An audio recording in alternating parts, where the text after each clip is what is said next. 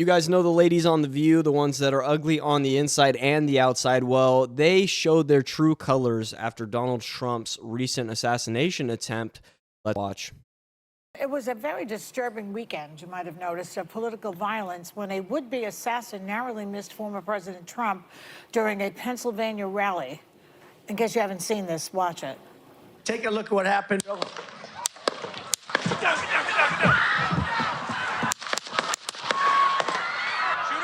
Are we good to move? We're clear. Let's go. Watch out. Wait.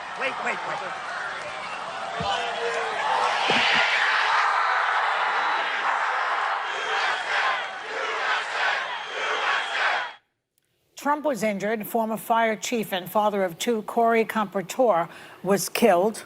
Two more attendees were wounded. Rest in peace, rest in peace. But they're in stable condition, thank goodness. President Biden spoke about it from the Oval Office last night. Take a look. I want to speak to you tonight about the need for us to lower the temperature in our politics. And to remember, while we may disagree, we are not enemies. A former president was shot, an American citizen killed, while simply exercising his freedom to support the candidate of his choosing. We cannot, we must not. Bro, this guy's been tweeting for the last 6 months straight about how Donald Trump is the biggest threat to the soul of America, how Donald Trump is going to kill democracy, trying to put Trump in the bullseye. This all these things have been coming out of his team's mouth because this dude doesn't know about Twitter. So whoever his administration that's running X or Instagram or everything, they've been literally saying this for forever. So now this rhetoric, it's just stupid. Go down this road in America. There is no place in America for this kind of violence, or for any violence ever. Period. No exceptions. We can't allow this violence to be normalized. I think we all agree with Biden, right? And Trump said that he's... Oh, shut your mouth, you stupid person. I would say something worse, but I'm not going to. Listen, this is just a load of crap from her mouth. Oh, we all agree. I think we all agree with Joe Biden. No, you don't. You guys hate Trump. You guys would love to see this happen. You guys would... writing his RNC speech to call for unity also. So they're both trying to lower the temperature. Is that even possible, ladies? Well, first and foremost, I want to say thank God that the former president's okay. I applaud Secret Service. Listen, there's going to be some postmortems on what went wrong, but those who rushed the stage to make sure he was okay, because we're milliseconds and millimeters from a very different outcome and a very different conversation we'd be having in our country today. I think it's a moment for reflection on the tone and tenor of our politics. And one thing that is fundamentally American is the right to criticize policies. It is also our right to criticize the character of our politicians, but the way in which we do it matters. And we live in an era where escalatory rhetoric and saying the most damning and most inciting thing oftentimes is what's rewarded. And I think this girl was only is on this show because she was the girl who was in with Trump. She was a part of Trump in 2016. She was a part of all of that. And then she betrayed him, stabbed him in the back, left him, and then went on this show to just talk shit about Trump as the Republican female. Yeah. And now after everybody in the entire United States is rallying behind Trump after this happened, she's grifting. She's going back, oh, poor Donald Trump. I'm sure she probably shot him a text or, tried to get a hold of him. Hey, I hope everything's okay after the last 8 years I've been dissing you. I think it's incumbent on all of us to just check how we engage. And then looking to the fact that we live in the era of information warfare. On our phones, there are algorithms that are pumping to us information every day meant to make us hate our fellow Americans. Our foreign adversaries are on our social media. They're putting information to validate our worst assumptions about fellow Americans. We can have different political viewpoints in this country, and we can still respect each other and respect each other's right to different opinions and come together as a country, because the way you defeat America, it's not with bombs, it's not with missiles, it's tearing us apart from within. If you care about democracy, listen more, say less. Oh, yeah, if you care about democracy, listen more, say less. No, we don't care about democracy. Man, this girl does not even know how to listen at all. I'm sure her husband is miserable if she has one. Oh my gosh, I love how she's doing the thing where she can't take responsibility at all. You can't just be like, you know, when I was reflecting, I was self-reflecting, and I thought, what we do on this show, you know, maybe sometimes we could tone it down. Maybe sometimes we could be less harsh. Yeah, she didn't do any of that. She did the thing. She's like, we have to notice that our phones, social media, big tech, it's putting Americans against each other. No, that's not really how it works. How it works is people like you are on social media who then pit Americans against Americans and then have tons of followers. And then you post your stupid shit on the internet, and that's typically what happens. It's not like Zuckerberg's just out here pushing this shit. No, it's you. Yes. So, you know, I'm very happy Donald Trump is safe. Full stop, period. And I condemn all forms of political violence.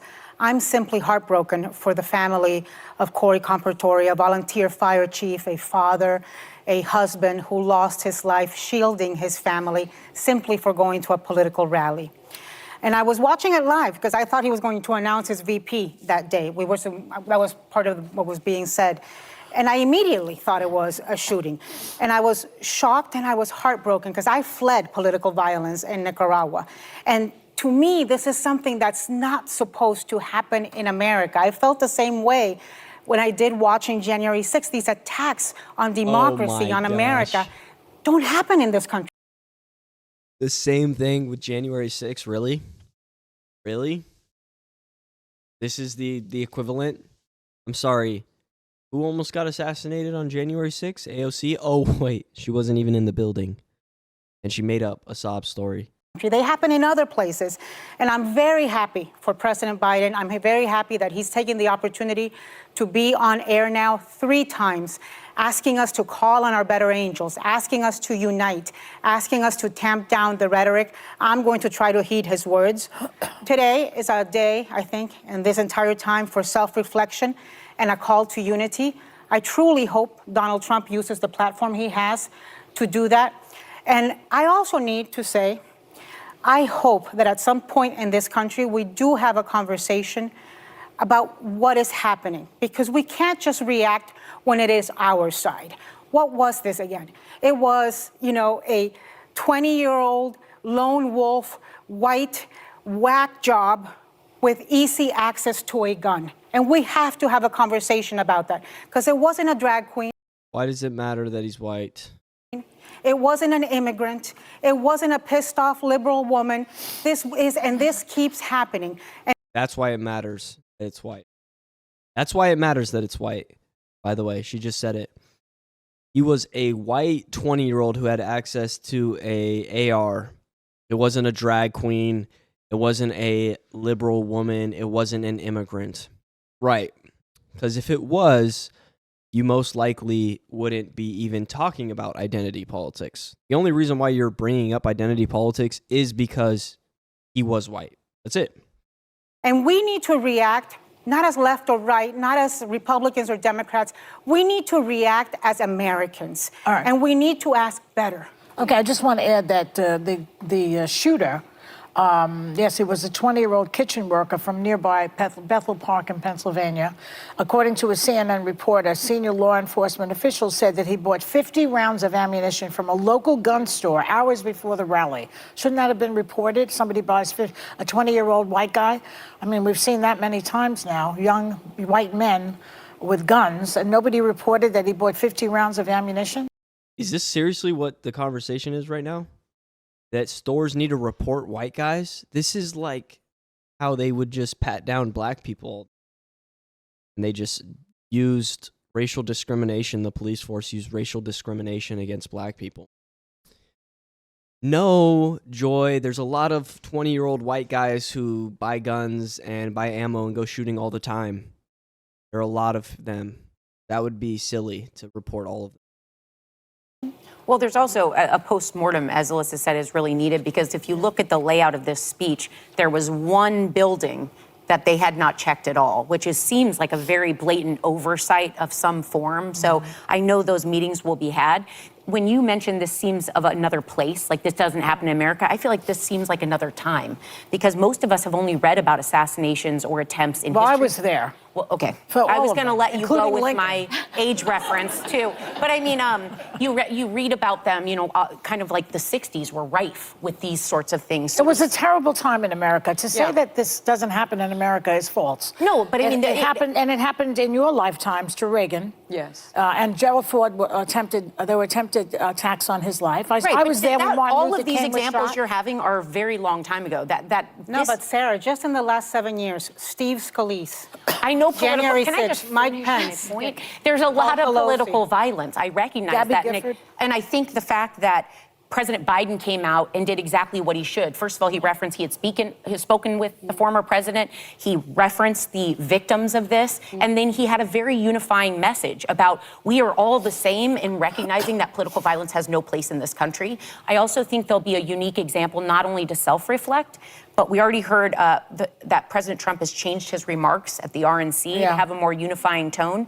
Stranger things have happened. People that have had illnesses or near-death experiences, sometimes that can be a wake-up call to change things. So I really hope this is a lasting. Sonny, we'll come back to you when we come back after the commercial. I just want to say, though, that this shooter, he was a registered Republican.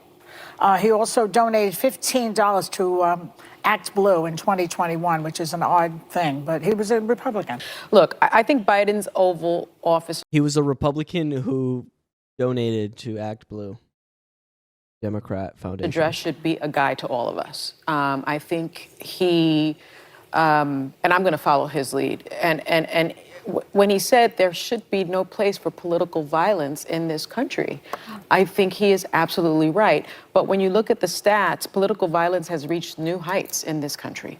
The Brennan Center for Justice at NYU just released a report in January that found it was not just well-known politicians who have faced more threats. 43% of state legislators and 18% of local office holders are saying that they have received threats. Then Robert Pate, he's What? This is called social media. This is called social media. Everybody and their mother gets threatened on the internet. I don't get it.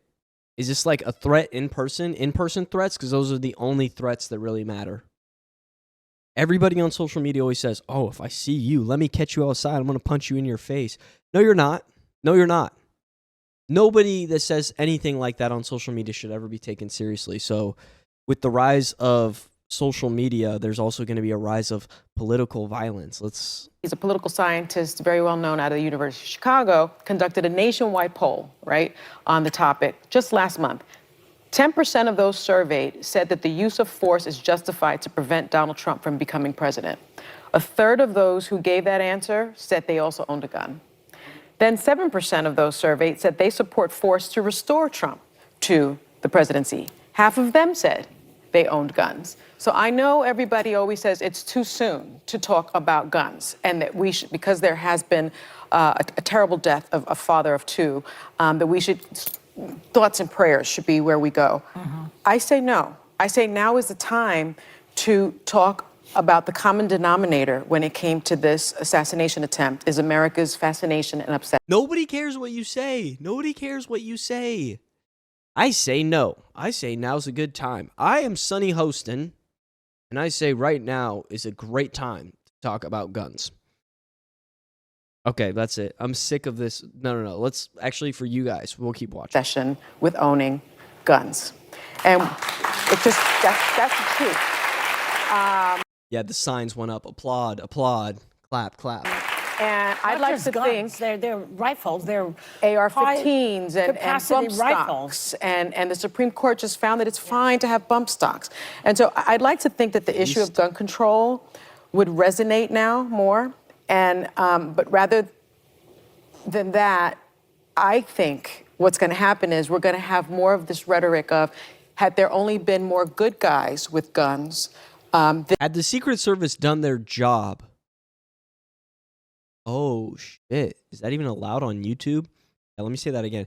Had the Secret Service done their job. These women are the biggest joke on daily television. I'm disappointed in myself. I gave them one more view on YouTube. Yeah, me too. That's what everybody seems to think and agree on, including you guys. Cancel the view. Comment down below. While you're at it, like and subscribe. I'll see you in the next one. Goodbye.